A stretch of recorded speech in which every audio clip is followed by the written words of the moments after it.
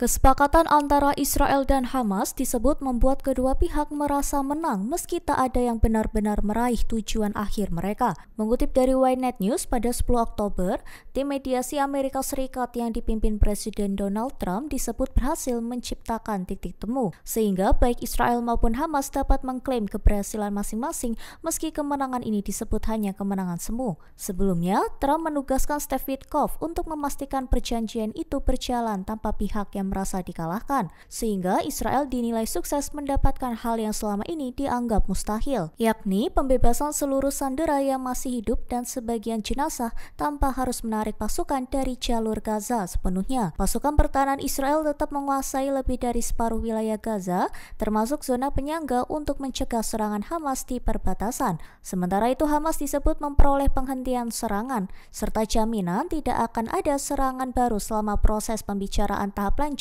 dari kesepakatan Trump berlangsung. Di satu sisi, pengamat menilai tanpa keterlibatan nyata dari negara-negara Arab dan otoritas Palestina, kesepakatan ini bisa menjadi jeda sementara sebelum perang berikutnya. Kesepakatan gencatan senjata Gaza yang digagas Amerika Serikat di bawah Presiden Donald Trump dilaporkan memicu perpecahan di internal pemerintahan Israel. Para pemimpin Israel disebut berselisih pandangan soal isi kesepakatan yang didukung Perdana Menteri Benjamin Netanyahu dan Menteri Urusan Strategis Ron Dermer. Perjanjian itu mencakup penghentian perang, pertukaran tawanan, serta penarikan pasukan Israel dari Gaza secara bertahap. Mengutip dari Al-Mayadin pada 10 Oktober, Menteri Kehakiman Yair Levin, satu di antara sekutu terdekat Netanyahu, memuji kesepakatan tersebut. Ia menilai pembebasan para sandera adalah momen bersejarah bagi Israel. Sementara penolakan keras datang dari Menteri Keuangan Bezalel Smotrich. Ia mengaku khawatir pembebasan tahanan Palestina akan memunculkan generasi baru pemimpin teroris. Smotrich menolak bergabung dalam perayaan kesepakatan dan menilai kebijakan itu beresiko bagi keamanan Israel. Smotrich juga menolak rencana Amerika yang mengarah pada kenegaraan Palestina, menyebutnya sebagai bentuk kembali pada kebijakan lama yang gagal. Di satu sisi, Menteri Pemukiman Orit Strok ikut mengancam akan keluar dari pemerintahan. Ia menilai tetap berada di kabinet yang menurutnya berkompromi terhadap keamanan nasional adalah tindakan yang tak bermoral.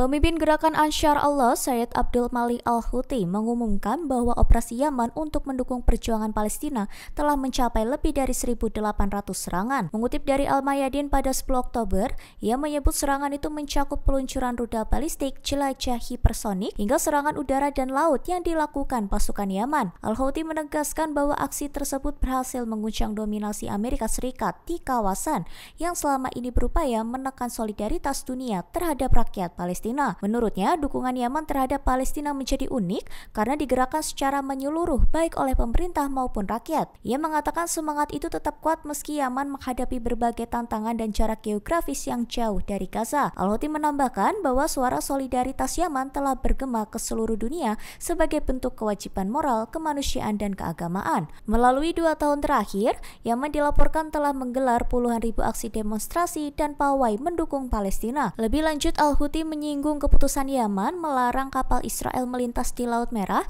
Teluk Aden, dan Laut Arab. Ia juga mengklaim bahwa serangan rudal dan drone Yaman berhasil menembus 5 lapisan sistem pertahanan udara sebelum mencapai wilayah pendudukan Palestina. Dampaknya, lalu lintas udara Israel terganggu dan sejumlah maskapai internasional disebut menghentikan penerbangan ke negara itu.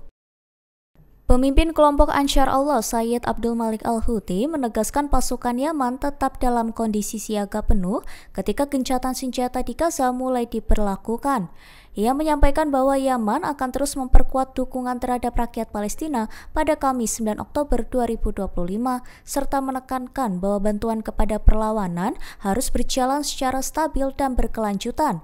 Menurut Al-Houthi, kesepakatan yang terjadi di Gaza menunjukkan kegagalan Israel dan Amerika Serikat mencapai target mereka selama agresi berlangsung. Ia menilai bahwa peran Amerika justru bersifat destruktif dan memperburuk situasi di lapangan. Ia juga menyebut musuh gagal membebaskan tawanan tanpa pertukaran, gagal menghancurkan kekuatan perlawanan, dan gagal memaksa rakyat Palestina meninggalkan tanah mereka. Al-Houthi menyerukan agar pasukannya tetap dalam kewaspadaan tinggi dan siap menghadapi setiap pelanggaran yang Israel lakukan.